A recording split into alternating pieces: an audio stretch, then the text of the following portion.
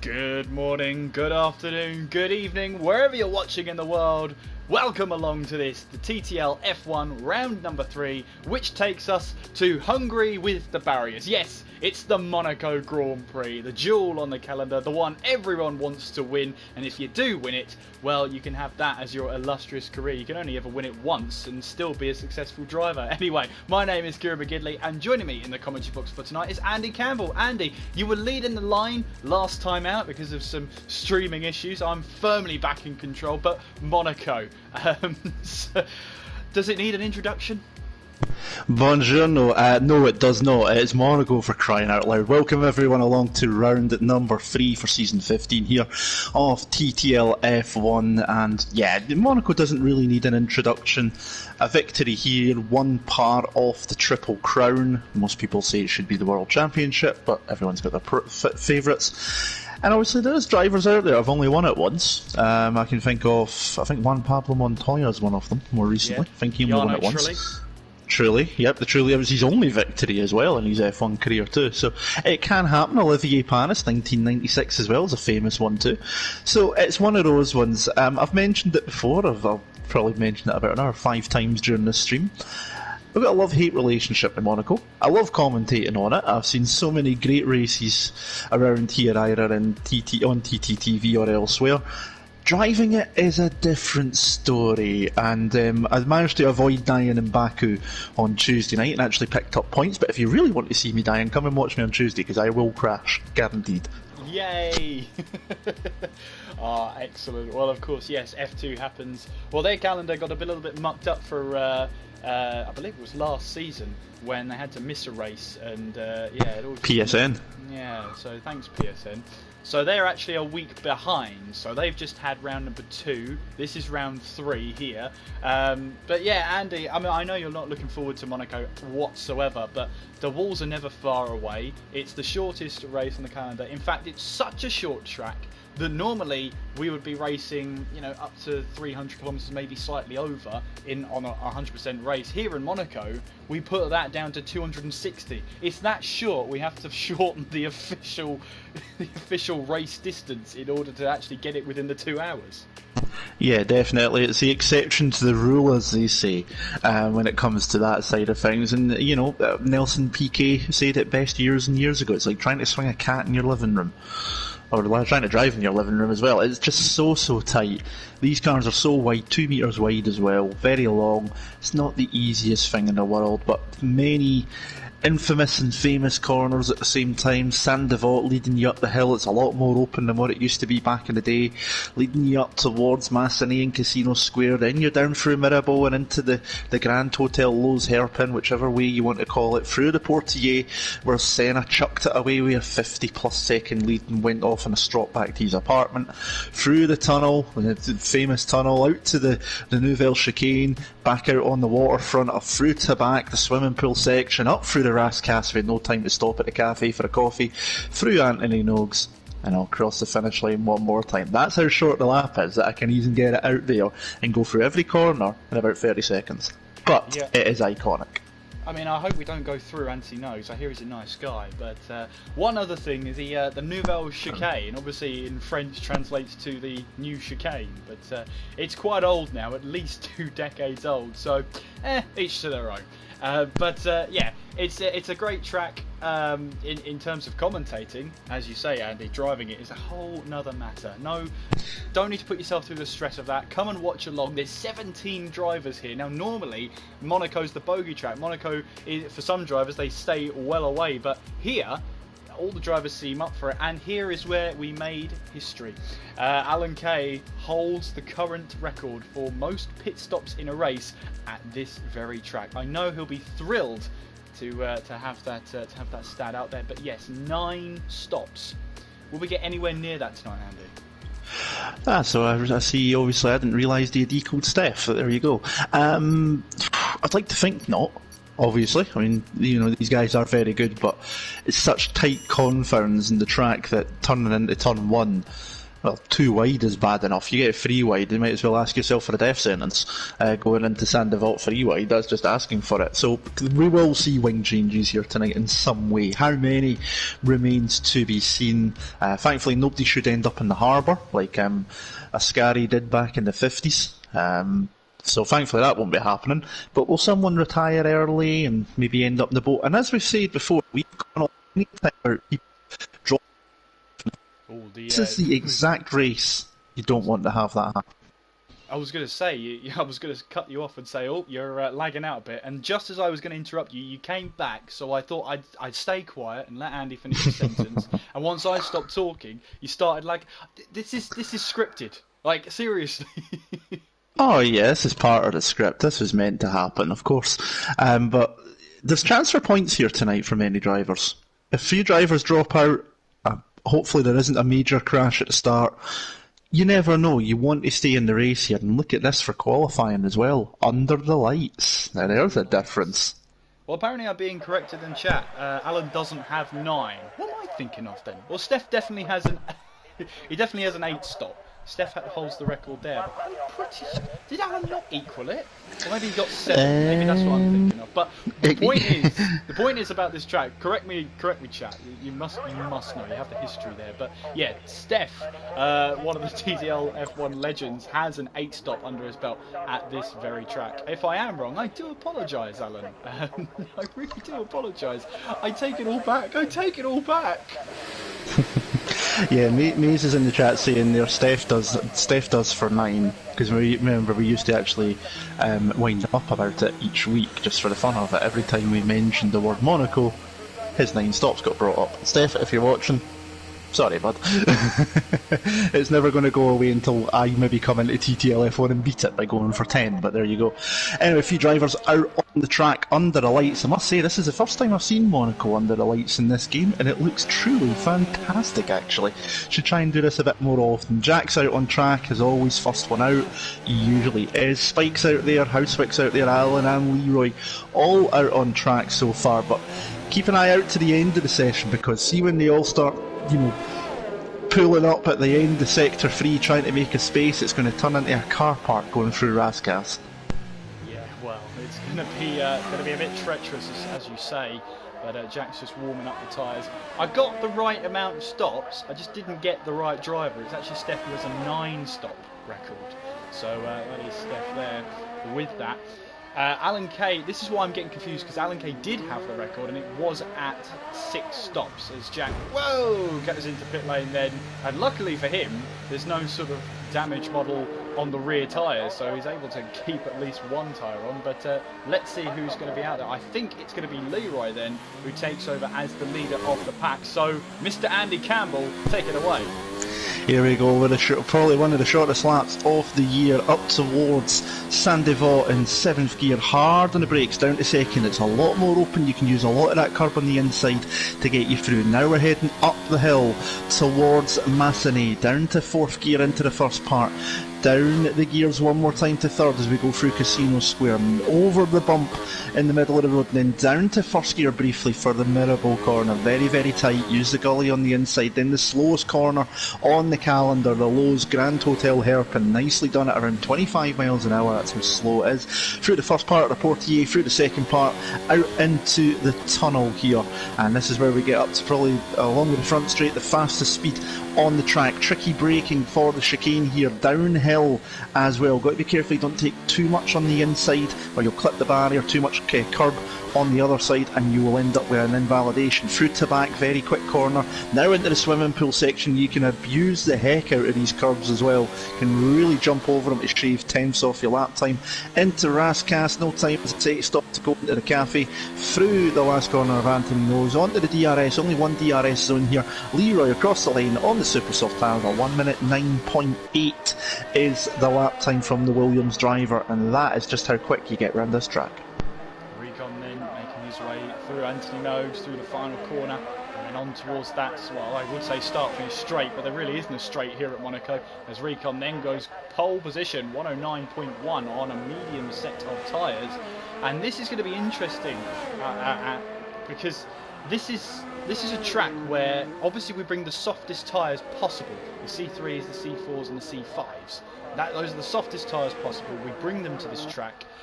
But a one stop is definitely on the cards. And this is one of the only tracks, Andy, where you could go softs to mediums and really make it to the end. Yeah, tyre wear's not really too much of an issue around this place. I've got a wee stats sheet actually, I'll dig out for that in a wee second because we are at a track that I've covered recently. So I'll dig that out in a moment and I'll give you the details of what I've been told before. But it is one of those tracks where you can get away with it, even though it is the softest compound. Because the speeds are slow, it is a lot, it's not as punishing on the tyres in terms of, long turns are really, think of turn 3 in Spain, for example. It really punishes the tyres. Where it gets you on tyre wear, if you get anything, is the rear tyres, because obviously you're constantly building up from a slow speed and a low gear, and coming up through through the gears as IT has just lost his front wing, coming out of the Portier into the tunnel, doing exactly that, lighting up the rears. The car snapped sideways on him, and he is now heading back to pit lane with that Toro Rosso minus part of his front wing on the right hand side for his car. But yeah, there's plenty of options around here. I would not expect to see the hards too much, but then again, someone might surprise me, you never know. I'm going to go and dig that stat sheet out, give me a minute. Bremen, as he heads through the first quarter, then gets 5th place at 1:13.5. Only 6 drivers have set a lap time so far. Jack, though, looks like he's on a flying lap as he makes his way now towards the start-finish line and goes P2 then, 109.5 on a set of soft tyres, which goes to show what a lap that was from Recon on a set of mediums. I don't think that's the last we've seen of Jack. To keep an eye on them as the session progresses. Then Lyronics in the Mercedes. Both Mercedes are back then for this one, with Lyronics and Spike back in the cars. And well, Spike's not a huge fan of this track, it has to be said. He made that pretty clear in the chat. He's made it pretty clear over the 8 seasons I've known him so far. So he's not a huge fan. Results seem to fall his way, as luck would have it. But yeah, it's not a great mentality to go in knowing that you don't like a track. You're not going to optimise those results, are you, Andy? Not necessarily. I mean, everybody's going to have a track they don't like as much as another. It's all then about, maximising the best performance. We know Spike can do that week in, week out, no matter the track. So just because we know he dislikes it, doesn't mean he's not going to do his best, he's not going to have a good performance. It's just a track that he's not expecting to do as well on as maybe somewhere else, for example. So for this, Monaco has always been, look at the rate of attrition. Top 10 score points, we've got 17 cars. Trust me, 17 cars are not going to finish this race. That is an absolute fact. Someone is going to drop out at least, and generally on a track like this where it is so easy to hit the barriers, lose a wheel, it is more than likely we're going to see multiple retirements. You could see someone who would maybe just be outside the points most weeks, maybe picking up a point. It's a really good chance for some drivers to pick up many more points than they normally would expect to do as well. So it's one of those tracks that everybody either, as you say, they either love it or hate it. But it is definitely a track where you can pick up the points. I have found my little crib sheet here. So here we go. So difference between the soft and the mediums is about 0.6 of a second. Between the softs and the hard, 1.8 seconds is the difference in terms of the delta. Pole position time, we're in the 1 minute 9.1, so I would expect we'll probably see somewhere into the high 1 minute 8s here tonight. Fastest strategy, you can go from soft to medium as you were mentioning. The softs can drop off pretty quickly. We'll do around about 10 laps roughly. The mediums can go 26 to 32 laps. The hards will do all race, no problem at all. They'll probably do a whole 100% if you wanted them to. So there is plenty of option out there, and of course we will mainly see soft to medium or medium to soft. We'll find drivers maybe trying to do the alternate, the opposite, because then at the end of the race the car's lighter, it's not got as much fuel in the car, so therefore it's going to be a bit softer, a bit kinder on those soft compound tyres. That'll probably make them last out to the end of the race. So one stop is the way to go here, because you lose a lot of time in track position by coming into pit lane around this place. So it will be one stop pretty much all the way unless there's any damage. So Recon then on his comeback, Lyronics on his comeback fourth place right now. And of course, we do have to talk about Lyronix. He actually went in for, I believe it was surgery. He's back now though, cleared for league racing. Great to see him back. And he might be a little bit off the pace. 8/10 it is so far, but we're only just halfway through this qualifying session. The track is just going to get quicker and quicker. Lyronix is actually just about to finish his flying lap right now, second of the session. It was a 1:16.2, so it wasn't representative. So he's going to go again then for another flying lap here in Monaco. So we now go up the hill then. That's probably the straightest part of Monaco you're going to see then as we head now in towards Casino Square through the right-hander, and then down the hill we go then, avoiding that bump there on the left-hand side. Oh, Lyronix gets it all wrong. And a Mercedes parked there, that sends a familiar sight, especially in qualifying. However, 2016. However, Lyronix manages to find reverse gear and get back onto the track. So that's another lap abandoned, and maybe Lyronix will just think now, well, maybe I can come back, think about that, and maybe go onto a set of soft tyres here as he now heads into the tunnel. Yeah, 2016 Rosberg dropping it down the escape road there, but Lyronix having no one around him, so he had time to get out of the way. Plenty of cars on track at the moment. Around about 7 or so in pit lane. Recon's just came out on an outlap. Jack's down at the Grand Hotel Hairpin. He's got a Sauber.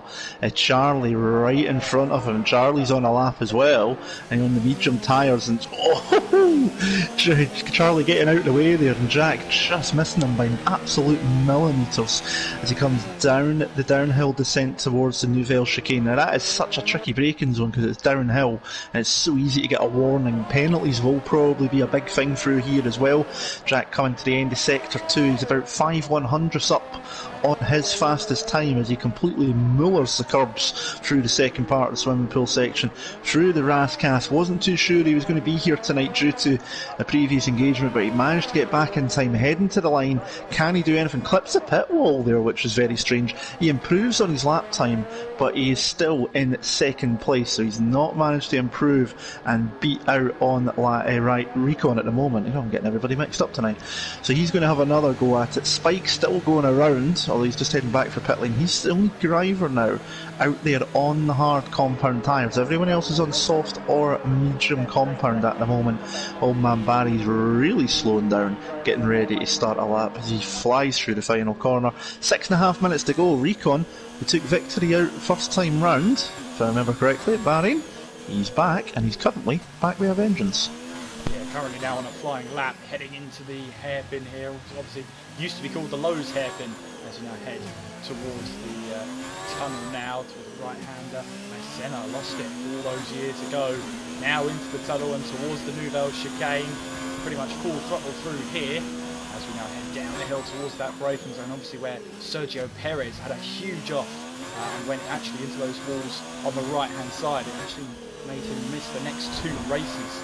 Recon now heading through in towards the swimming pool section now. As you say, Andy, you can completely attack those curbs now as we head now in towards Rascasse. Oh, a Ferrari in that wall, that's a familiar sight. But Recon then comes back into the pit lane, managing to avoid that wall completely by using the steering wheel. But, well, Recon here. Whoa, hang on a minute. What's going on here? Recon's back out on circuit. I have no idea what's going on there, but he was allowed to go through the pit lane well above 37 miles an hour. How bizarre. How bizarre indeed. Yes, straight back out there. It's a really slow pit lane speed limit around here as well. It's like, I think it's 37 miles an hour. It's one of the slowest on the calendar because of how tight that it is. But Recon is now it's saying he's back in pit lane, so it's glitched somewhat. So there you go, there's a new one for you. I've never seen that before. That's a new one for me as well. Well, anyway, Recon is on provisional pole position right now with a 109.1. Jack is in second, 109.2. Leroy in third, 109.8 as he's currently in the pit lane. The highest ranked car out there is Lyronix. He's on a set of soft tyres, currently in P4. On the mediums, he's set a 109.9.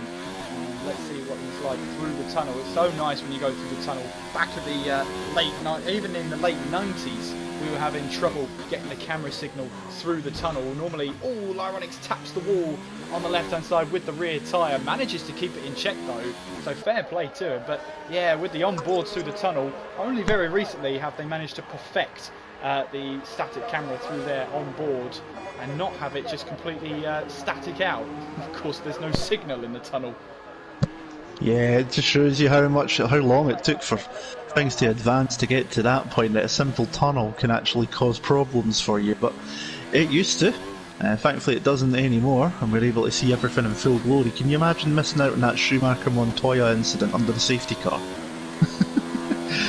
If there was absolutely no signal at all, that would have been something else. Oh. You're telling me that George right here is currently P16 with a 1:14.5. One thing to note as well is that Mays in the Renault has retired from qualifying, not setting a lap time whatsoever.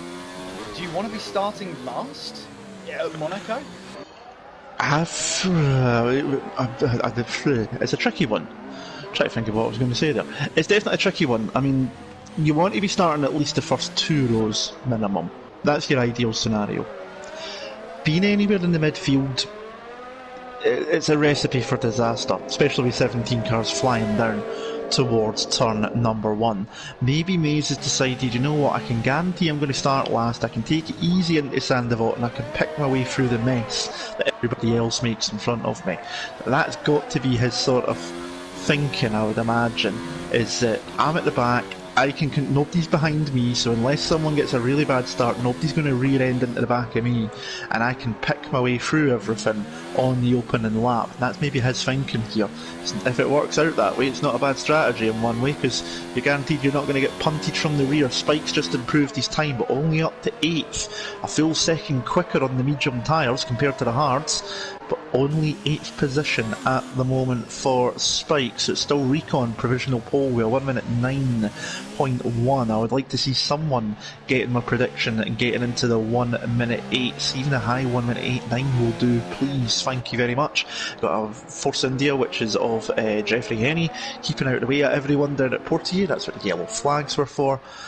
And with 2 minutes left, I think Spike, unless he's going to try and charge the battery up, he's not going to have time to come back to pit lane for a fresh set of tyres, so he's going to have to go again on those mediums, and that's going to put another 2 laps on them by the time he's finished if he does go again. He's obviously trying to get the battery charged, he's got time, but not enough time to come in, change and go back out. Is Recon coming out onto track anytime soon would be an interesting one, because he's only a 10th to clear the Jack at the moment. Jack's just coming up to end his out lap, so it's going to get tasty very shortly now, a minute and a half to go. Who's going to come out on top? Under 90 seconds to go. Jack is on a set of soft tyres in the Red Bull, looking to wind up and start his flying lap, looking to, well, try and grab pole position. Recon is also out there on an out lap then as we head towards Sandoval on board with Jack. He goes into that right-hander, tapping the wall on the left-hand side on the exit. Of course, Jack here, 5th place at round 1, 2nd place last time out. What's missing from his mantelpiece this season so far is a race win.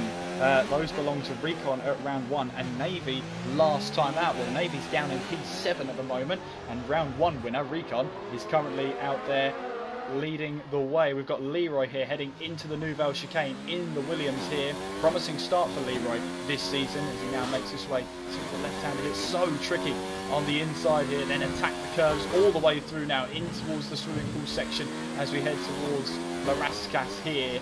Tight on entry, tight on exit as well, with only the middle part as the respite through Anthony Nose, and with the DRS open now towards the start finish line. Can Leroy improve on his time? He can, with a 1:09.5 as he's actually crashed out of the session. Lyronix there in 4th place. He won't be setting a lap time here. Henny is in 9th place, up ahead of Jack in 2nd place. Got Anthony Nose a little bit wrong. No matter though, because he's now on provisional pole position, 1:09.1 as he had to take evasive action there. Recon here is on his, well, it says he's on his outlet. I wonder if there's a little bit of desync going on here. Draw over the line. He now finishes in 5th place. Navy now making his way now down towards the right-hander. He's 3/10 up through the first sector. Provisionally then, he's still in 8th place, but provisionally it's 1:10.7. Let's see how the rest of his lap unfolds. Jeffrey Henney on a lap time in the Racing Point car. We've also got Sean down in 11th place right now as he heads now towards the Nouvelle Chicane. He's on the medium tyres, currently a 1:11.2 right now as we now head towards turn 12. This flying left-hander here at the end of the sector 2 split is 3/10 up at the moment, which should at the moment get him into that top 8 as he rides the curbs, then heading in towards La Rascasse here. His teammates right behind him as well. So Recon right behind him. I wonder if that's actually his car. Meanwhile then Sean comes across the line then. What's the lap time he's going to set? To 1:11.1 as Recon goes fastest. And as Andy's prediction stated, he now gets into the 108s there as Navy then goes up to P5. So it is Recon then, as all the cars have finished qualifying, who breaks into that magical 108 and gets pole position here in the streets of Monaco. Permission to use smug face to show that I was right. Nice to know that I was correct. No, the smug face is on. Yes.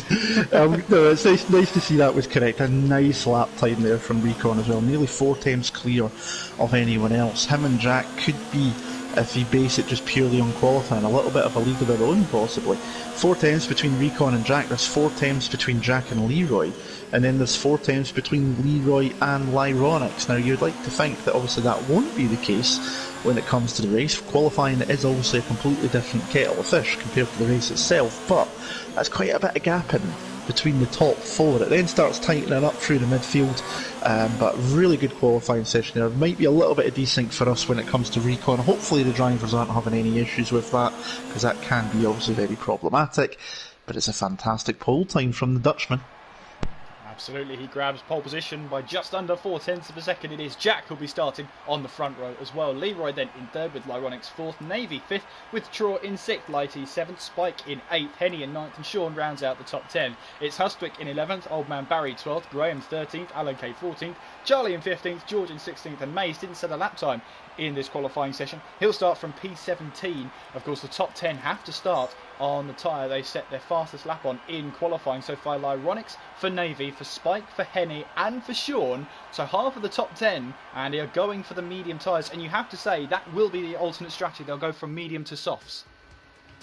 I would say so personally, yeah, because you're in running the softs at the end of the race when the car's at its lightest, the track's been rubbered in, it's going to give you the most grip just when you need it. So I would say that's the ones to watch out for. Those on the soft compound tyres, they will want to disappear up the road as quick as they can.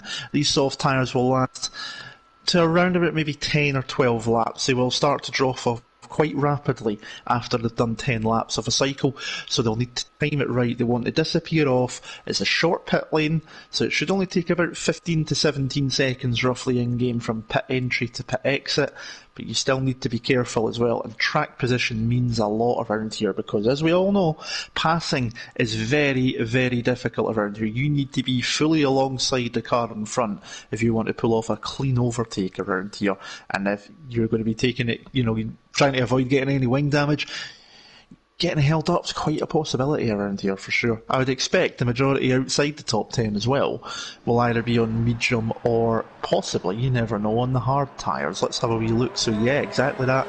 Liam Housewick's gone for the soft compound tyres in 11th, so that's an interesting strategy right in the middle of the field. Old Man Barry on the hard tyres, and then everybody else is on the medium compound tyres. This is going to be a fun race. We've got 39 laps as well, because obviously it is one of the shortest track on the calendar, so we don't have the normal sort of 20 plus whatever it is for a half race distance. It's 39 times round this, well, what I can only call a miniature hell. Well, 39 laps here in Monaco, 39 points for Ferrari so far as they top the table. Recon at the top of the points right now, Sean at the bottom of the points as they head in towards the first race. But Red Bull in second on 38, Toro Rosso and Renault tied for third place on 37. So close in the constructors. In the driver's standings, a little bit of a different story. Navy leading the way, 37 points from Jack in second on 28. Then it's Recon in third on 25. Of course, he missed out on round 2 as we now head through towards turn 12, the flying left-hander here. He missed out on round 2 last time out, so of course he didn't score any other points, so that race win still stands. Straw in 4th on 23. Spike, bit of a slow start from him so far. He's in 5th place on 18 points at the moment, but the big talking point really has to be Lyronix. 0 points scored for the defending champion as we head around Anthony Nogues and towards the start-finish line, the grid. Well, Lyronix will be hoping for his first points of the season here. He starts from 4th place, the first of the runners on the medium tyres. Let's see if he can make the alternate strategy work as Recon lines up on the grid then to start from pole position here in the streets of Monaco. The crowd are excited. I'm excited as well. 17 cars line up on the grid. How many will finish? Let us know in the chat who you think is going to be the race winner today. Who are the flags flying for today? Let us know in that chat. Chat to us during the race. Why not? We're going to be here for 39 laps of action here. That's guaranteed around the streets of Monaco. Running on board then with Recon as he waits for those starting lights to start with the sequence. And here we are then. It is 5 red lights. Round 3 is underway, and one of the starts like Recon gets a flying start, as does Leroy, as they make their way up towards the first corner. Let's see if they all make it through. Jack collides with the wall and loses a chunk of front wing. They're all pretty much a skirmish as we head now up the hill and in towards the first series of corners then. Leroy then up into 2nd place, and Recon is gone. He's absolutely gone here. Leroy in 2nd place as we now head down towards the right hand, and Navy trying to go up the inside on the very first lap here and has to back out of it as we head towards the hairpin. Very, very tight here. Almost a car park as the two Haas's come together here. Not the greatest start as we round our way now in towards the tunnel, and everyone has to remember there that you really slow down into the hairpin, otherwise you will not make it through. Lots of debris there at the hairpin, and even just before it as well. Leroy is still in 2nd, Navy is up to 3rd, but Jack with that front wing, that bit of front wing off, especially on the soft tyres, will become a little bit of a rolling chicane, especially through this chicane and in towards the swimming pool section. But Recon 1.5 seconds up now as we now head in towards Anthony Nogues and into the final corner there and across the start finish line. Jack comes into the pits then from 4th place, so looks like to me he'll be going on to the hard tyres to try and get to the end of the race. Pits are going to be busy. Pits are going to be busy, so there's plenty of them with wing damage. Henny just crashed as well. Sean's missing both sides of his front wing. The two Haasies are going to have to stack up as well. We've got, what's that, 6 drivers in the pit lane, including Spike and Jack at the end of the first lap. 7 drivers now as George comes in as well. It was basically a traffic jam into the hairpin, and everybody just bumped into each other nose to tail, so horrible for him. Spike, has he gone back out on a set of soft compound tyres? No, he's gone out on hard compounds, thank God for that. So it's desyncing there and showing me he's on the softs. He is actually on the hards. Everybody has gone for the hard compound tyres. Liam and George have gone for the mediums. Old man Barry has gone for the softs, and he's definitely on that, so that's a strange one. But Leroy has, not Leroy, Recon has sprinted, as you say, 2 seconds clear by the end of lap 1. He is doing absolutely everything he needs to do. Can he extend that gap and keep it going? Most of the first lap was pretty clean. It was just all of that bumping and barging down at the hairpin as the concertina effect kicked in that caught out a number of drivers. Well, look at that. You see the position changes, almost splits the grid in half. How about Mays, though? Up to 8th place. Alan Kay's up to 7, up 9 and 7 positions respectively then. Fantastic starts for them. And Mays' strategy of not taking part in qualifying seems to have the upper hand as we head towards the end of lap 2, on to lap 3, and now DRS is open. And this is one of those tracks, Andy, where DRS does seem to be a little bit ineffective down towards turn 1. It does give you maybe 4 or 5 miles an hour extra, but it's one of those circuits where you don't get that speed advantage as well as you would other circuits. Yeah, absolutely. It's such a short straight and a short run from the last corner down towards turn number 1. So the effect isn't as mighty, so you don't get your sort of DRS train that you would see at, say, the Red Bull Ring, for example. Places like that. So it's not as effective. It is going to be more about being in the right place at the right time. For those guys who didn't have to come in at the end of lap run because of damage, it is now going to be about when they do come into pit, whether that be around about, say, lap 10, lap 12 roughly, for the soft compound runners, and probably into maybe even lap 20, 25 for the medium. It's going to be about track position for those guys once it gets to that stage, so they'll need to keep an eye out on that. Old man Barry has just left the session, his car is still running, so we're 4 laps into this and we've still got technically all 17 drivers as long as Barry can get back in. If not, then we've already lost our first driver. Closest battle on track at the moment is Lyronix onto the back of Navy coming up towards Mirabo, and that Mercedes looking much quicker than the Renault at the moment. There's Jack with the fastest lap of the race so far on the fresh medium compound tyres. Lyronix, you see, had a DNF in the first race. He didn't race last week in Baku. He's back here for Monaco. He needs first points on the board and a good chunk as well to kickstart his championship defence. It starts now. He's got 8 rounds, not 10 rounds, to try and defend his championship. It's going to be tough, but as they now head towards Tabac and turn 12, you can see Navy there. I wonder if he's got a bit of front wing damage, the Renault there, because he seems to be struggling through these aero sections. It might just be the tyres that he's on, but in any case he seems to be struggling in the high speed parts of this track, as Navy actually does come in then from second place, so lap 5. Well, so let's see what happens there then. Lyronix then will take 3rd place away. Meanwhile then Jack is past Charlie. He's now up into 10th place and quickly closing on Graham ahead, as Jack has already been into the pits to repair a front wing. He's on the medium tyres. I'm going to assume he's going to try 2 medium stints for the rest of the race, and as Graham gets a compromise line through Anthony Noakes. This is going to invite Jack then to take the position. He'll move up to 9th place then as he heads down towards Sandoval and up into 9th place. Navy then rejoins on a set of hard tyres then. Andy, strategy or forced? Forced, I would imagine. Surely, we've been on the. He was on the medium compound tyres. You would be expecting to see about lap 20 before he would have been in. So, I think he's been forced. I think you're right. We couldn't see it on screen visibly, but I think there's been wing damage. I'm currently watching though. I don't know what's happened, but Recon's 2.5 second lead has been completely shredded at the moment. Leroy is right on the back of that Ferrari within half a second, and that Williams looks a lot quicker at the moment than the Ferrari ahead. It's back to the 90s for this one. We're going back to the future. Williams versus Ferrari. It's back in the heydays. There's a car coming out of pit lane there as well as they come up towards turn number 1. It is the racing point of Jeffrey, who's just came out in front of the leaders, and that's probably the worst thing Recon could have asked for, as YT picks up a speeding penalty and Jeffrey gets well out of the way of both of them, so good awareness there from him. But Leroy is really looking good at the moment. He had a fantastic opening race in Bahrain. He showed some great speed, great pace as well. And Recon's gone into the wall there at the hairpin. He's ran wide. Leroy going round the outside at Portier. You don't do that. You can't do that one. That's unfair. That's not allowed. But he's done it. He's got round the outside at the Portier corner. Unbelievable stuff there. Recon making a mistake into the hairpin. Comes out the other side in second place and minus the end fence on the right hand side. Leroy into the lead round the outside at Portier due to the Dutchman's mistake. Yeah, like Andy said, you don't make a move at Portier. It's impossible. Well, Leroy's ripping up the rule book here as he takes the lead here in Monaco. And Recon is down to second place with that damaged front wing. I wonder he will dive into the pit lane then from second place. That won't be the last front wing change for any of these cars, that's for sure. So Lyronix then goes up to second place then on those medium tyres as well. So Leroy leads in the Williams. Third place at round 1, a DNF last time out.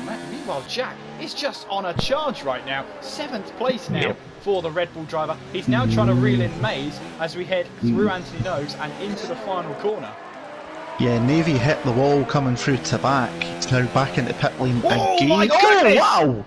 Oh my goodness, that's Recon emerging out of the pit lane and Mays completely unsighted. Wrong place at the wrong time as Jack was moving on the left-hand side. That's just horrible luck there for Mays. He's been lamenting his luck in recent races, and that it doesn't get any worse luck than that.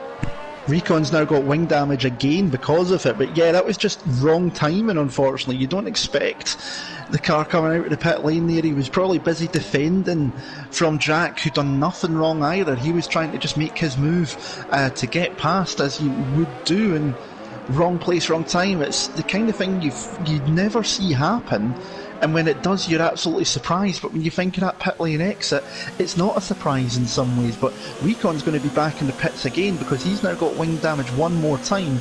Navy, as I was saying before that, he ended up in the pits because he damaged his wing through to back. That's what allowed Jack to go through. Jeffrey's just dropped out of the session here already, so we do now finally have a retirement. Barry's not back in the car, so we've actually got 2 retirements technically, but that's an absolute nightmare for Maze, and that's just one of those things. Wrong place, wrong time, unfortunately. It's just a really unfortunate incident from what had been a strong start from the back of the grid. His strategy at the start and last was paying off quite nicely, and one major unfortunate incident means it's all gone to waste. He can still recover it, go into the hard compound tyre, so he's used both, run to the end of the race, but that's an absolute nightmare for him. Recon into the pits as well, of course, to repair the damage to his car. Jack is the luckiest man in Monte Carlo at the moment, although he does have wing damage as well, but he's going to carry on because he's already been in once. So how many front wings is that? I'm sure we're in double figures now.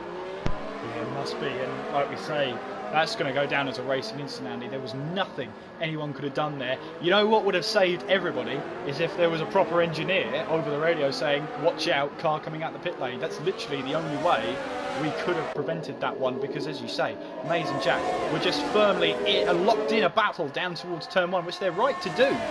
You can battle down to turn 1, and then it was Recon emerging from the pit lane, and the nature of the pit lane means that you rejoin right in amongst the battle here. And yeah, it's just one of those unfortunate instances. We don't really see it in Formula 1, and the reason because it's an engineer's over the radio probably telling you, watch out for the pit exit, there's going to be a car there. The only thing that would work on that is if you have the track map up. But then when you're having a battle that close to someone, you're not looking at the track map. You're looking at the car in behind or the car in front if you're the one attacking. So it's one of those tricky ones. As Spike has just made his way through on Charlie, who's got damage as well. He's keeping out of the way a Traw as well in the Toro Rosso, who's coming up through the field. A yellow flags. There's cars in the pits. So Jack's coming out. Graham's in the pits. Recon's in a third time. That's his third stop in 3 laps for a new wing. What is going wrong here for the Dutchman? That one's happened off stream. Housewick's in for a new wing. Alan Kay's getting a new front wing as well. It's absolute carnage around here tonight, but I have spotted one thing. Look at the top 2. Take the timing between Spike till Ironics. 30 seconds. The top 2 are more than a pit stop clear of everyone else. If they could stay out of trouble, the race is between they two. Leroy and Ironics are fighting for the victory here if they avoid trouble. If they avoid trouble, and if there's no safety car. One of the things about Monaco is the safety car is just around the corner. You never know, it could emerge. It is quite rare to see the safety car, especially in F1 2019, but when it does appear, it makes a nice and welcome appearance. It doesn't happen often, but when we do, we like it. It's a great appearance. But Draw here, trying to close down on Spike, and what looked like a terrible start for Spike, and he got caught up in that melee there at the hairpin, has now turned into him defending third place from Traw up towards turn 1. Yeah, so it's really changed around. I mean, he's now in a podium position, at least after having to pit on lap 1, so he can try and get the tyres to the end. If he doesn't end up with damage, you would expect Spike should be able to do that without much problem. Traw's on the same compound of tyres. He only pitted 3 laps ago, so they're a lot fresher at the moment. That Toro Rosso is looking a bit quicker just now. In the meantime, Leroy's into pits, so he's getting rid of those soft compound tyres. He's done 10 laps on them. Yellow flag in sector 3 has disappeared, so not sure what that was for.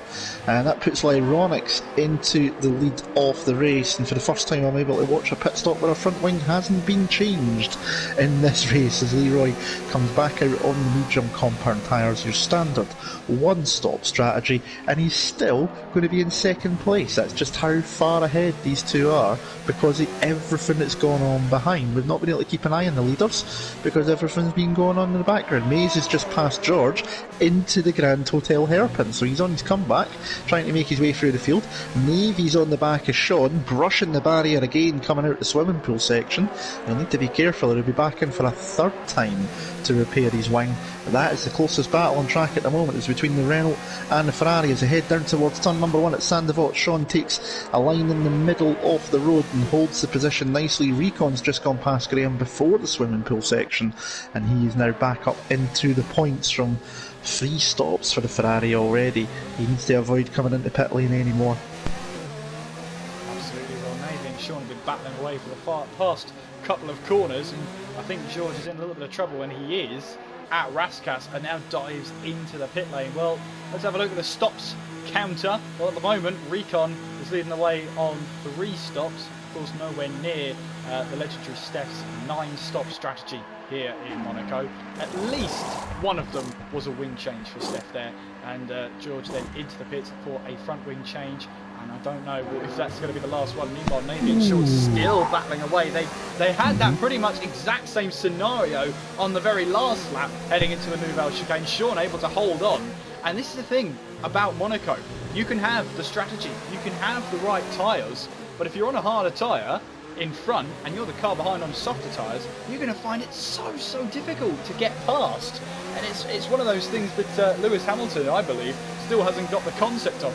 It's very difficult to overtake at Monaco, and on the flip side, it's actually quite easy to defend into most of these corners.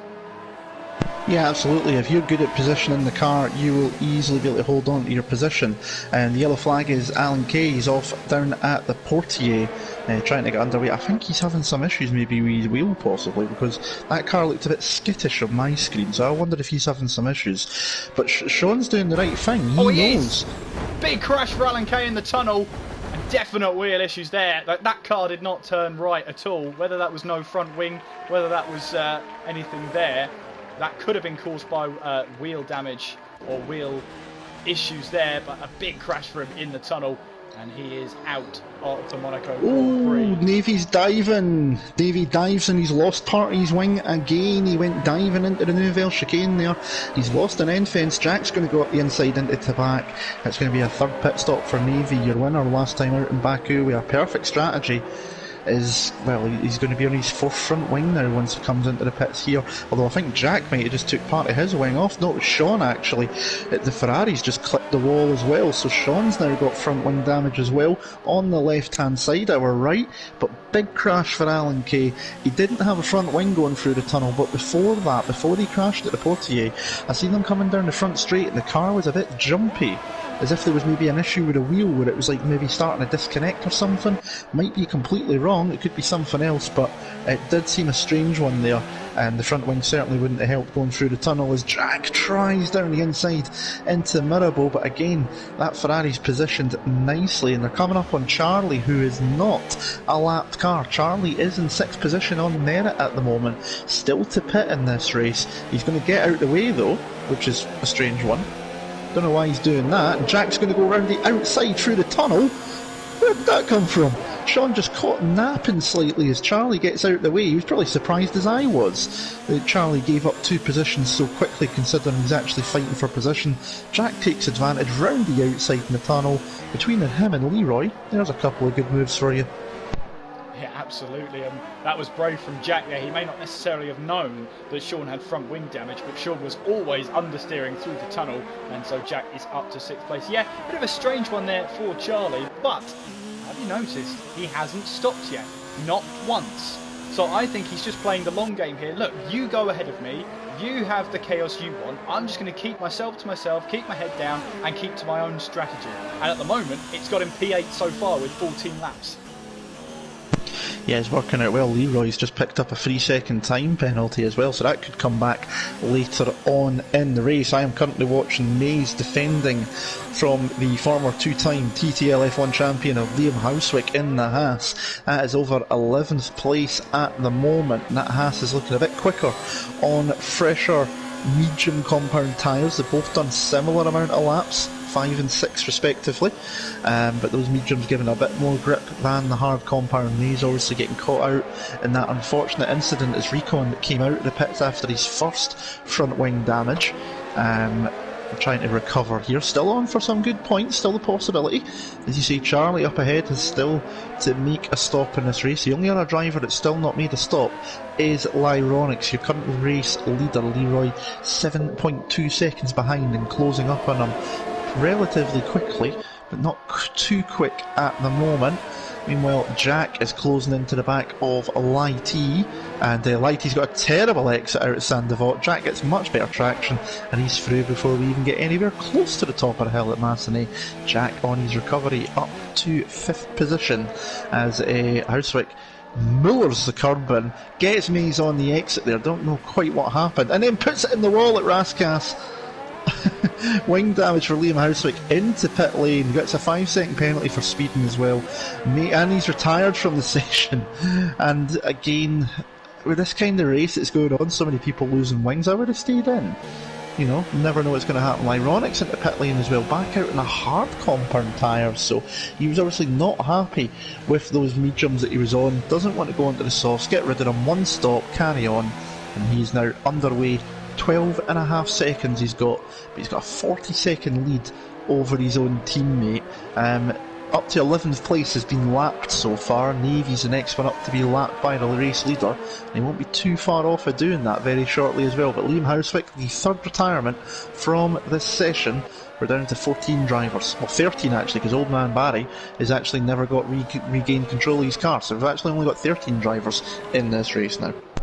So, as you say, Leroy leads then on a set of medium tyres, and that strategy, I mean, he started on the soft tyres, didn't he?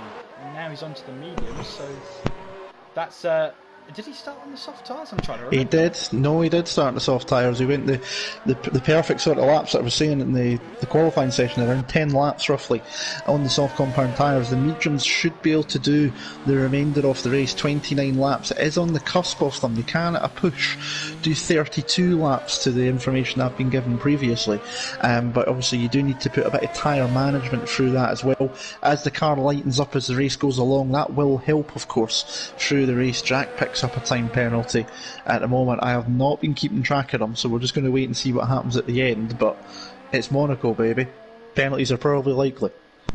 Draw seems to be closing in on Spike here as we head through Antinogues and onto the start-finish straight. It's not really the straight, but Spike there 1.5 seconds clear of Draw right now as we head in towards the first corner. But both drivers on a set of hard tyres. Both drivers know that these tyres should get them to the end of the race. And so both drivers here are now just battling for position. They've also got Jack coming up behind, 3.7 behind Traw. That puts him around about 5.3 behind Spike. And Spike now heads down in towards Mirabeau then, and on towards Grand Hotel Hairpin. But leading this race right now, and for what seems like a perfect strategy right now, Leroy leads the way. He's only ever finished in TTL F1 on the podium. If he has finished, it's been on one of those glorious top 3 steps. Third place at round 1, a DNF last time out, and currently leading the Monaco Grand Prix. It is Lyronix in second place then. Spike in third, the True 4th, Jack 5th, Lighty 6th, Sean 7th, Charlie 8th, Navy 9th, Recon in 10th, Mays in 11th, George in 12th, and Graham in 13th place. It only took just under half race distance to finally go through my race rundown. I was just having a little chuckle there to myself. Recon's just made his 4th pit stop. I think he had another wing damage and it's caught the end of the pit stop. But as he came out of pit lane, whose car was coming along behind it on the track? Mays. And I'm sure he was having flashbacks to about 10 laps ago when that happened. But no incident this time, thankfully, and Leroy carries on. So he's still at points at the moment, despite 4 stops. I get the feeling the way he's obviously pushing the car, he might maybe need another one before the end of the race. I've just had a quick look through. Pretty much everybody's got a penalty of some description except for Lyronix, and when I looked, George hasn't even got a single warning.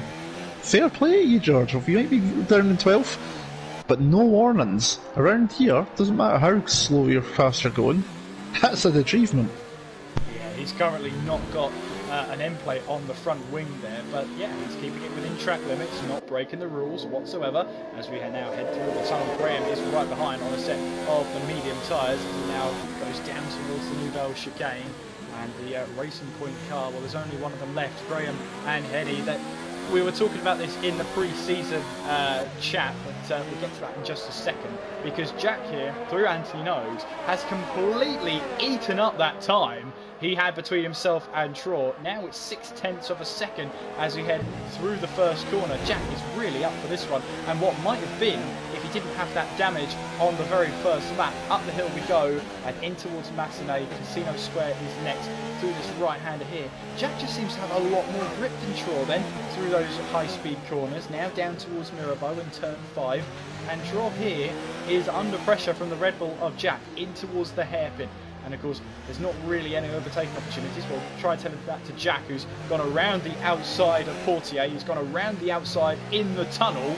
At this point, I'm not willing to put my neck on the line and say overtaking's difficult around here, because Jack finds a way. Yeah, he has been finding a way. The Portier one was Leroy, but still going around the outside in the tunnel, taking advantage is definitely not the easiest thing in the world. But I think Traw's made a mistake, because you mentioned also a couple of laps ago he was starting to close in on Spike. He was down to about 1.2 seconds, and that gap's obviously gone up. So Jack eating away at it, and maybe a mistake from the Toro Rosso driver, has meant that Jack is now right behind him. We get yellow flag in sector 2, and that is Graham into the wall on the exit of the Nouvelle chicane, and he's retired on track as well. So another retirement from the race as the racing point goes out. So we're down to 12 drivers now. Traw's just picked up a time penalty as Jack went past into turn number 1. So plenty going on through the field, and Navy's right onto the back of Charlie as well. Charlie's actually stopped to wait for him there, which is very strange, but there you go, each to your own. And Navy gets through, so Jack through to 4th, Navy up to 8th, Graham out of the race. That means that there's 12 runners left in the field.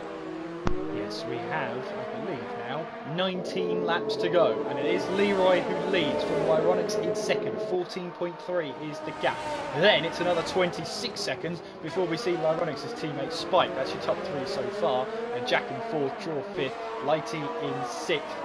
We're going to come back to those racing points. They're both now out of the race, and we talked about the immense pressure they're under. Of course, Lyronics used to spearhead that team, scored all the points, nearly all the points for the Racing Point team last season. They were always going to find it tough without Lyronics. Yeah, absolutely. You know, it's not to take anything on Graham or Jeffrey Henney, but you know, it was such. We've seen Lyronics come into his own last season.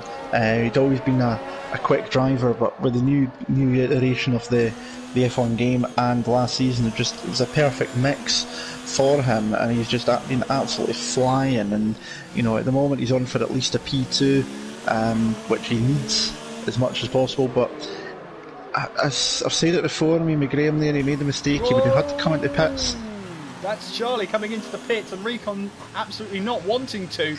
And Charlie was on the outside there as Recon wanted to make a move up the inside. And another thing about Monaco is that if you need to commit to the pit lane, you have to do it early. So I wonder if Recon will be in a little bit of, I think he'll probably take that to the stewards, but that wasn't as severe or as racing incident as you like with himself and Mays earlier on in the race. I don't know, that looked like 6 of 1, Andy, to me, but obviously what we see on the screen doesn't necessarily mean that's what happened. We've learned that the hard way. We have indeed, and it's one of those ones there, but it looks like Recon's got away with that one. There's no visible damage on the screen to the front wing, so he's not going to have to make a 5th pit stop, at least at this point in time. But yeah, it's one of those things. It's a tricky pit lane, it's a tricky track, and even the pit exit, we've seen it already with that incident between Recon and Mays that happened when there was Mays and Jack were having a fight, Recon coming out of pit lane. It's such a tricky place because there's no space at all around here. Land space is at a premium, and speaking of Jack, he's right onto the back of Spike now. Hard compound tyres for both of them. Jack's only put them on 13 laps ago. Spike's done 20 laps on them already. They will easily go the full race distance. But that Red Bull is looking a lot... Oh, Spike's made a mistake there going into the chicane. Just jumped on board with Jack. And what he done was, there's a curb on the right hand side and they run down to the chicane, and he got the wheels onto the curb but unsettled the car, and he just about got it slowed down. It put Jack off a little bit as well though, because he nearly ran straight on, and that means he's held on for now. But you think with the pace that Red Bull's got at the moment, it's going to be a matter of time before Jack is on to the final step of the podium. Here we go on to the 23rd lap for them, down towards Saint-Devote, but not close enough on this occasion to get the move done. You do think it might just be a matter of time before that does happen. Navy, meanwhile, is right on the back of Sean as well. They're coming up towards the end of their lap just now. So, two closest battles in track, Spike and Jack over 3rd place, and Navy and Sean over 7th. There is Navy then, who goes up the inside of Sean there and takes away the position even to Saint-Devote. And the Renault driver up to 7th, Sean now down to 8th place. Meanwhile, Jack still on the back of Spike then as they head through the tunnel and on towards the Nouvelle Chicane. This battle for 3rd place is heating up, and Jack knows he's got to apply that pressure to Spike here. The difference between these two tyres is 7 laps. So Spike on 7 lap older tyres than Jack. That probably explains half of the reason why Jack is so lightning quick right now as we head through the swimming pool section on towards now Raskas, as Jack has to go round the outside. He wanted to brake later, but of course, whilst you're following the car ahead, it's your responsibility to make sure you don't crash into his gearbox. He'll get some DRS then down this straight on towards turn 1, but again, not quite there. I wonder if Spike's run into the wall then on the left-hand side. This is going to give Jack an opportunity. He tried to go up the inside. There was no room for him. He collects the rear of Spike, and they're both into the wall. And Spike here slowed right down, and Jack there went for a gap that totally didn't exist there. That's the way I saw it. But what this means is that with Jack with that front wing damage, it looks like, has he got front wing damage? He has, on the right-hand side of his front wing. Well, Troy here, as lightning struck twice for Troy here now. He's currently running in 4th. He's now closing in on Jack, who has front wing damage. My thinking is that Jack's going to try and stay out. Either that or pit in for a new set of medium tyres. But once again, it relieves that pressure from Lyronix and Leroy up ahead. It does indeed, and I didn't have the greatest camera angle, unfortunately. I had one of those looking at the front wheel on the right hand side of Jack angles, so I didn't see it all, unfortunately. But yeah, Spike catching the wall and Jack going for the gap that was always likely to close, because as soon as Spike gets back in the throttle, the car's just going to push him towards that side. Jack is coming into pit lane, so he is deciding to get that change off front wing done straight away, give himself enough laps to try and get back through the field. So Troll's kind of locked in at the moment to a possible podium position, and Jack's having to sit there and wait until everything is done. That just takes forever. Spike's in as well, new front wing going on there as well, and he is underway too. So that puts Toro Rosso's now 3rd and 4th as George ruins his his form and gives himself a penalty now, so that puts that one out of the way, unfortunately. So Navy now up to 5th, Jack comes out in 6th place, Sean's up to 7th, Spike is going to come out in 9th behind Recon as well, so he's came out behind the Ferrari. So Recon 8th, Spike 9th, and Maze rounds out the top 10. But I think we might be seeing that one in the stewards later on, possibly. Who knows? Maybe we'll find out what Spike's got to say later. Maybe we will, as George comes back to the pits then. I'm guessing another front wing change and the stopometer. Right now, Recon, the highest one on 4 stops. But look at that, the top 4 all on 1 stop. And Charlie here is now rejoined in 11th place after his stop, and he'll be looking for his 3rd consecutive point scoring run of the season. Recon up the inside of Sean, who has front wing damage. That looked a little bit like team orders there, but Sean taking evasive action, picks himself up a 3-second time penalty. What's annoying about that is here you cannot protest those penalties. They are 3 seconds, and that's that. The lowest penalty, the lowest time penalty you can claim, or at least try and claim your innocence of, is a 5-second penalty. So nothing doing for Sean. I'll have to cope with it for the rest of the race. Meanwhile then, Spike in the slipstream of Sean as we head towards turn 1, and Spike backs out of that move towards turn 1. So we've got another move. Jack up the inside. Andy, take it from here.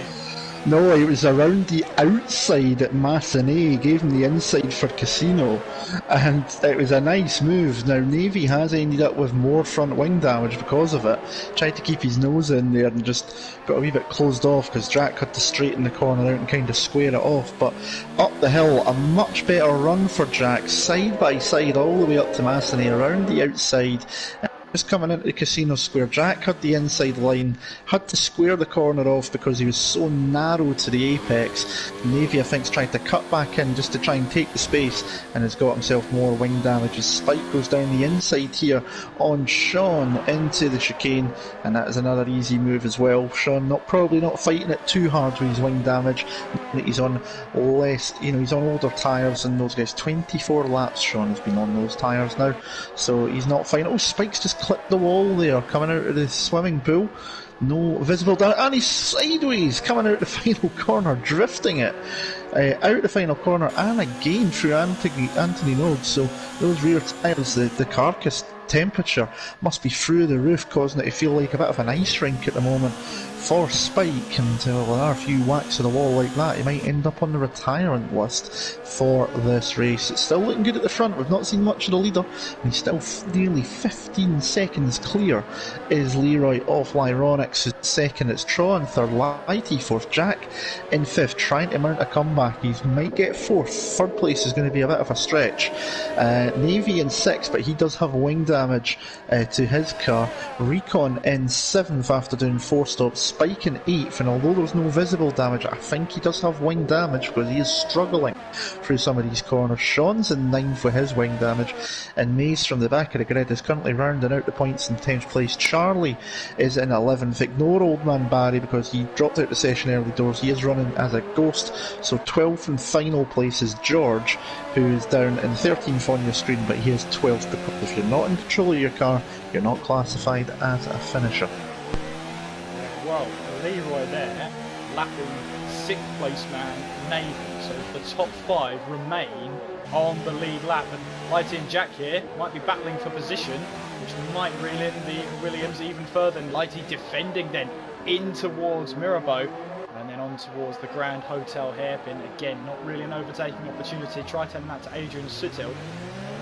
In any case, Jack then still right on the back of Lighty as the Williams, the race leader, draws ever closer, and Jack will want to get this move done before the blue flags take effect. Then up the inside, through the tunnel we go, side by side they go, and Jack gets the move done. Will there be an opportunity for Lighty to have a go back? No, there won't, and Jack takes 4th place away, and well, it looked pretty easy, but the heart rate would have gone through the roof there as Recon takes 6th place away from Navy.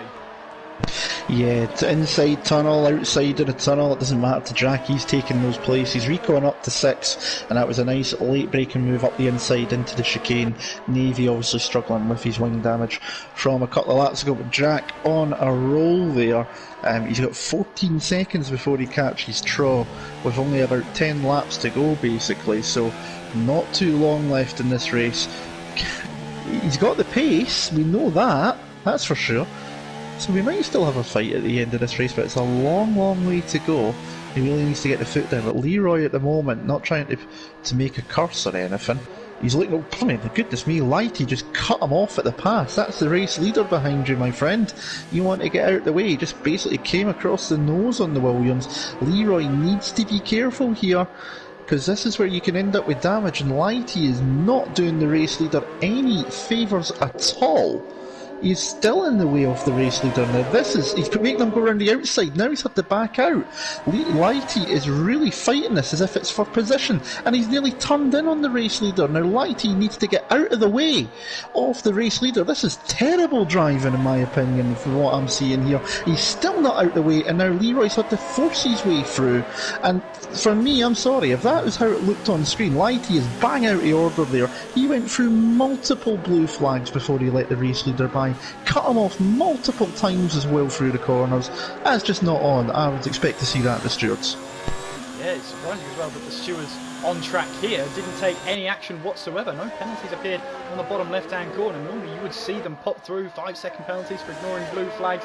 Normally they come up way too commonly, but didn't come up then at all. Spike then moves up to 7th place with Lighty and Sean both into the pits to repair some damage then. So we actually have now 9 laps to go here at Monaco, and Leroy, well, he's lucky to get away with no front wing damage whatsoever, but Lyronix has cut that gap down to 12.6. Now the only thing is now, Leroy, with his tyres, as you say, Andy, he should easily get them to the end, but never say never. The tyres have to cover less distance here, but never say never. This race is not over till that checker flag falls, and Leroy going through that last lap, that is a stark reminder of it.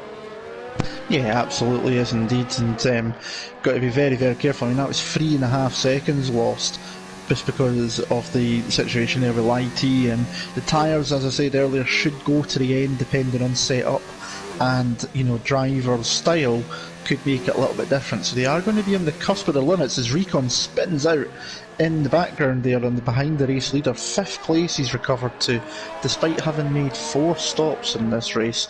What could have been with Recon having started on pole? You just never know. Spikes came into pit lane, so he's going to try and go for the fastest lap, I think. New front wing, so yeah, wasn't visible, but there was damage to that wing on the Mercedes, so that definitely was what was going on.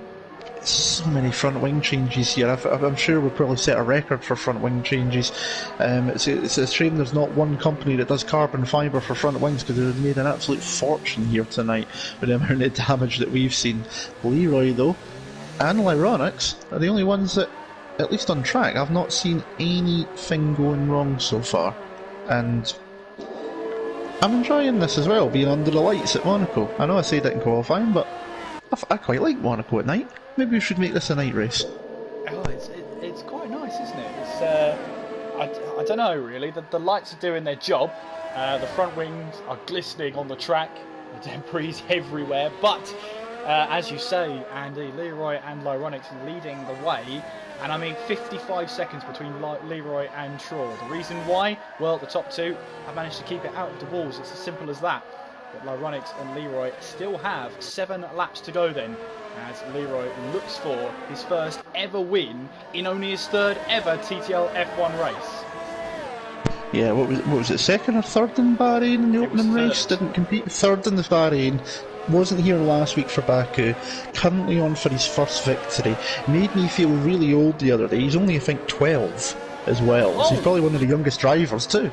Oh, I was just going to say, there was a Williams in the wall back there, and I wondered who it was. It was actually George, who's now lost his front wing once again, but still running in this race. So fair play to him. He hasn't thrown in the towel. He knows how easy it is for other drivers to go into the wall. He's seen other drivers pit in as well.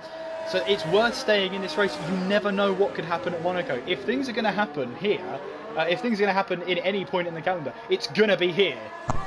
Yeah, we say it week in, week out. It's, you know, to get points you need to finish the race.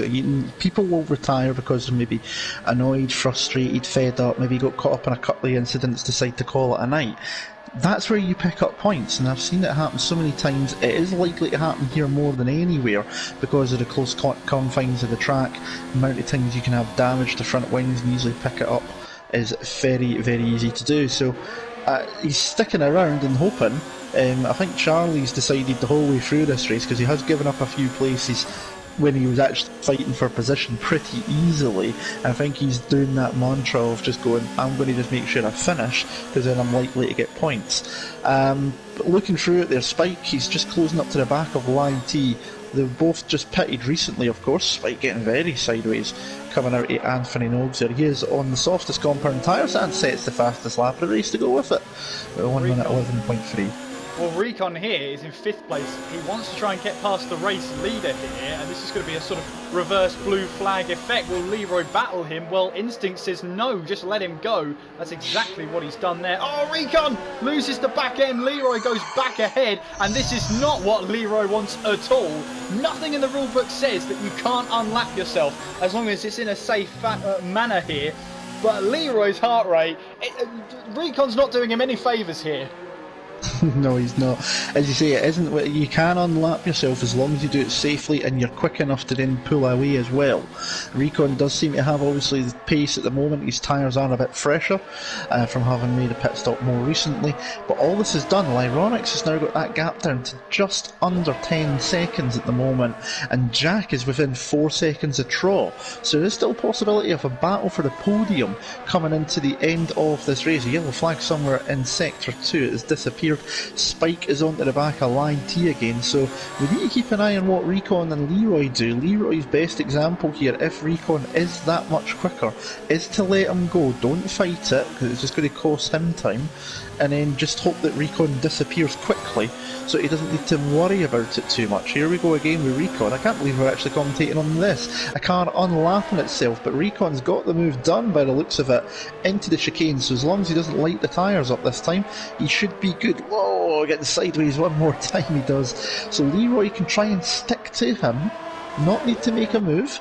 The only problem for Recon is he's going to be getting the blue flags again. Goes through enough of it, he may get a penalty, you never know. Jack's within 2.7 seconds, so we're going to have a grandstand finish for the final podium place. And with that being the case, I'm going to have a quick check and see. Oh, George has just left the session, so we've now only got 11 runners now, with that being the case. And Navy's left as well from 6th position. So Lighty and Spike are going to close up, you'd imagine, relatively quickly. And that means that Navy's not in control at the moment. Can he get back into the session before the checkered flag and pick up those points? Because he's not going to do that at the moment. 4 laps to go here as it's tense moments in the Williams garage here, because they're on the cusp of a win here. They really are that close to it. But it looks like Recon has got far enough ahead so that he's not causing the Williams any trouble. Now he's closing up to what will be the Alfa Romeo of Charlie up ahead. So now the blue flags will be flying for both Charlie and Recon, but for 2 completely different reasons, as once again Recon gets a little bit sideways on the exit of the Nouvelle chicane. He's got to watch out for that. And here we go then, through in towards the last couple of not the last couple of corners, but the last couple of corners before the tunnel then, as we now head in towards the tunnel in the slipstream. Spike and Lighty are going to battle for this position here. No blue flags this time as we head down towards the Nouvelle chicane. Lighty doesn't get the greatest entry into the corner here. Spike though will try and close up. I think he's going to wait till the opportunistic and perfect moment here as we head now in towards the swimming pool section and then on towards the final couple of corners. Spike getting a little bit of a tank slapper on the exit of the swimming pool section there, and he keeps it in control nice and tidy. Spike then now onto the start finish straight with the DRS wide open. Will he try for a move down the inside at turn 1? He looks for it but doesn't go for it. And meanwhile Jack now trying to close in on Troll for 3rd place, the final podium position. Jack picks up a 3-second time penalty as they now head in towards Tabac, that left-hander corner that can so easily catch you out with a high rate of tyre wear. In towards the swimming pool section and now on towards the final couple of corners in towards La Rascas and then on towards the final corner of Anti-Nogues. And Jack here on fresher tyres.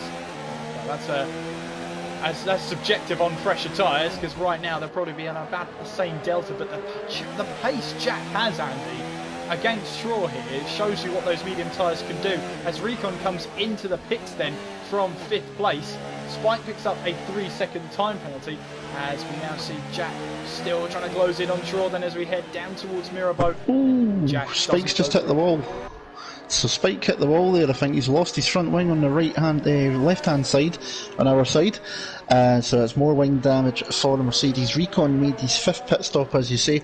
That was not for a front wing change, it's just a fresh set of soft compound tyres. He comes back out in 5th. He's going for the fastest lap. So 5 pit stops, and Navy doesn't look like he's going to be able to get back and Jack up the inside on Trov. No dice on that one. Now this is a fight straight up because they both have the same amount of penalties at the moment. 2 3-second penalties each. This is a straight fight for position as they're about to start the final lap, and obviously doesn't look like Navy's going to be able to get back in because we can't send an invite from here without getting out of the session altogether. Jack looks to the inside for Anthony Nogues, can't do that either. So on to the final lap. These guys are about to go on to, in fact no sorry, they're going on to lap 38. The leader is about to start his final lap very shortly. Can Jack get the move done? That is for the final podium position, and at the moment we only have 10 cars that are running on track because obviously with Navy not able to get back in, he's not going to score points, and that is such a shame. Jack is a huge tank slapper coming out of Casino Square there, manages to collect it all up. This is a fight for the final podium position. Your race leader has just started the final lap of the race. Yeah, Leroy in the lead then. Haven't seen much of him. When we have seen stuff of him, the heart rate's gone up for the Williams driver. Haven't seen much of Lyronics either, but they've kept out of trouble, kept out of the wall. Meanwhile then Jack on what is their penultimate lap of the race, then down towards the Nouvelle Chicane. Troy up the inside, then Jack having to go around the outside, and there's just no way through. Troy is driving the widest Toro Rosso Monaco's ever seen as Jack taps the wall. Bit of understeer through the exit of Tabac then, as we now head in towards the swimming pool section. Jack wants to go for a move then in towards the final couple of corners, taps the back of the Toro Rosso, now going through Anthony Noakes as they now make their way towards the start finish line. We'll just check where Leroy is. He's just coming towards the swimming pool section. We'll stay with him then as he makes his way through the final sector here at Monaco. 3 races into his TTL F1 career, he rounds the final corner and Leroy will come across the line to take his first ever win in TTL F1. Leroy wins under the fireworks in Monaco. What a drive from the Williams driver. Lyronix then only just misses out on penalties, 2.9 on penalties there, but he does take second place. Jack's chucked up the inside. Jack up the inside into the hairpin. Contact between them.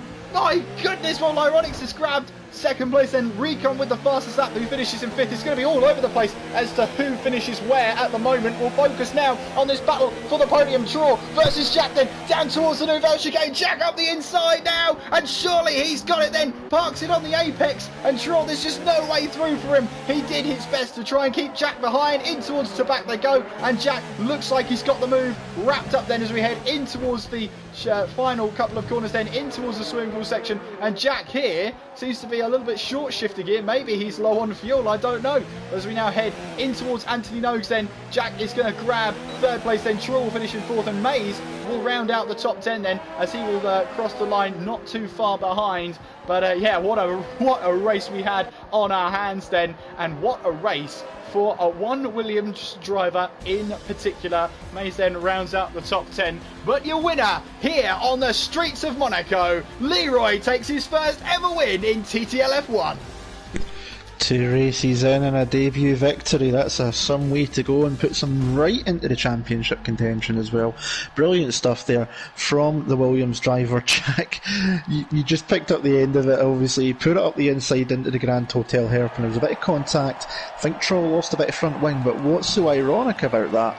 Jack didn't need to do that. Going into Saint-Devote in the last lap, Troll picked up a 3-second time penalty, which would have meant Jack got it done anyway, so it wouldn't have made a difference in the end. But yeah, Jack coming through the field, and where could he have finished if he didn't have that wing damage early doors and having to pit? But what a race. So much going on, so much damage as well, so much contact action everywhere.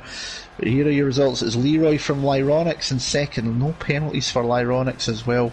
Jack in 3rd, Troy takes 4th, Recon 5th, Spike in 6th, Lighty in 7th. I think you'll need to answer a few questions to the stewards possibly.